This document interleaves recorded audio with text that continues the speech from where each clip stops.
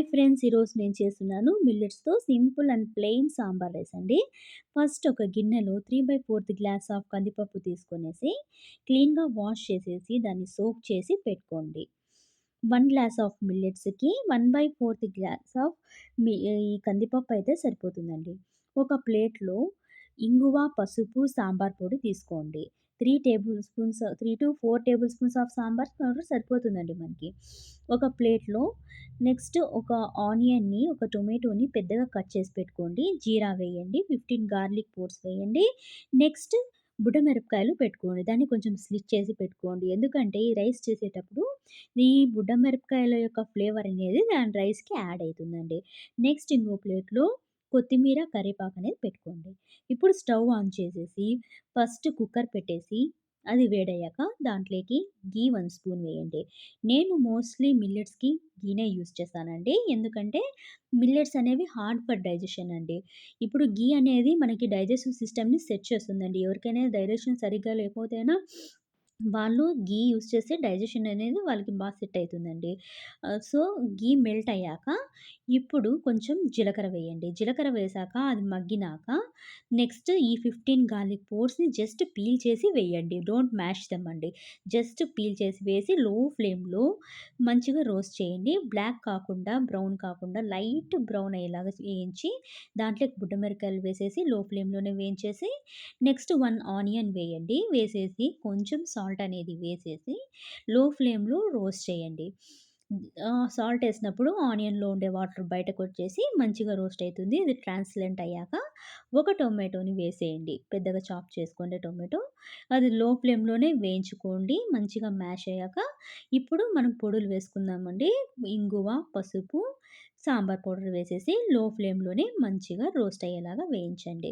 ఇప్పుడు మనం కందిపప్పు నానబెట్టుకున్న నీళ్ళున్నాయి కదండీ! అవి నాకు 2 గ్లాసులయ్యాయండి. మొత్తం 7 గ్లాసులెయ్యాలి కాబట్టి నేను 2 గ్లాసులు ఇవి పట్టినాయండి. 5 గ్లాసెస్ ఆఫ్ ప్లెయిన్ వాటర్‌ని బాయిల్ చేసేసి అవి నేను వేశానండి ఇప్పుడు. వేసేసి ఇవి మంచిగా ఉడకాలండి. ఇప్పుడు దీంట్లోకి ఫ్లేవర్ అనేది ఉండదు కాబట్టి సాల్ట్ అనేది ఇప్పుడు యాడ్ చేయాల్సి ఉంటుందండి. సాల్ట్ యాడ్ చేశాక అండి అది కొంచెం ఉడుకుతూ ఉండంగా కొంచెం మనము కందిపప్పు తీసుకొనేసి నానపెట్టి పెట్టాం కదండీ! ఆ కందిపప్పు తీసుకొనేసి దీంట్లోకి వేసేయాలండి. కందిపప్పు అనేది మనకి ప్రోటీన్ అండి. మంచిది. మనకి మంచి ప్రోటీన్ తీసుకుంటేనా ఏం ప్రాబ్లమ్ లేదు. నానపెట్టి తీసుకోండి. అలాగే వేసుకుంటే మీకు గ్యాస్ సమస్యలనేది వస్తాయి కాబట్టి ఖచ్చితంగా బ్యాళ్ళనేటివి మీరు నానపెట్టేసి వాడుకోండి. మళ్ళా నెక్స్ట్ అండి ఇది బాగా ఉడికేటప్పుడు మీరు మిల్లెట్స్ వాష్ చేసి పెట్టేసుకోండి. నానపెట్టి పెట్టింటారు కదండీ ఓవర్ నైట్. అది మీరు వాష్ చేసేసి అవి దీంట్లోకి వేసేయండి. వేసేసాక ఇప్పుడు మంచిగా ఉడుకుతా ఉండగా మీరు పైన నుంచి కొంచెం కొత్తిమీర అనేది మీరు యాడ్ చేయండి.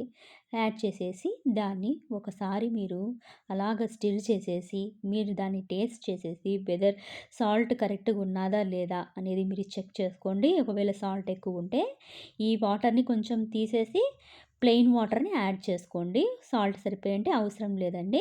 ఇప్పుడు ఉడికేటప్పుడు దీనికి మూత పెట్టేసేయండి. మూత పెట్టాక దీనిపైన వెయిట్ అనేది పెట్టేసి మనము విజిల్స్ రప్పిద్దామండి.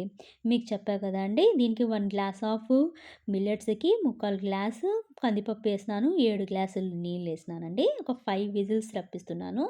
కొర్రలకి, అరికెలకి నేను 5 విజిల్స్ రప్పిస్తా అండి. ఇప్పుడు విజిల్ స్టీమ్ అనేది దిగిపోయింది.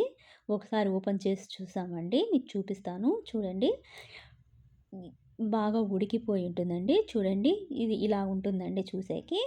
ఇది సాంబార్ రైస్ అండి. మీకు కావాలంటే ఘీ పైనుంచి యాడ్ చేసుకోండి. నేనైతే ఫస్టే వేసేసాను కాబట్టి నేనేం యూజ్ చేయటం లేదండి. నాకైతే ఇలాగే నచ్చుతుంది. మీకేమన్నా సైడ్ డిషెస్ కావాలంటే మీరు చేసుకోండి. ఏమన్నా అప్పలాలు వేయించుకుంటారో మీ ఇష్టం అండి. అది మీరు చేసుకోండండి.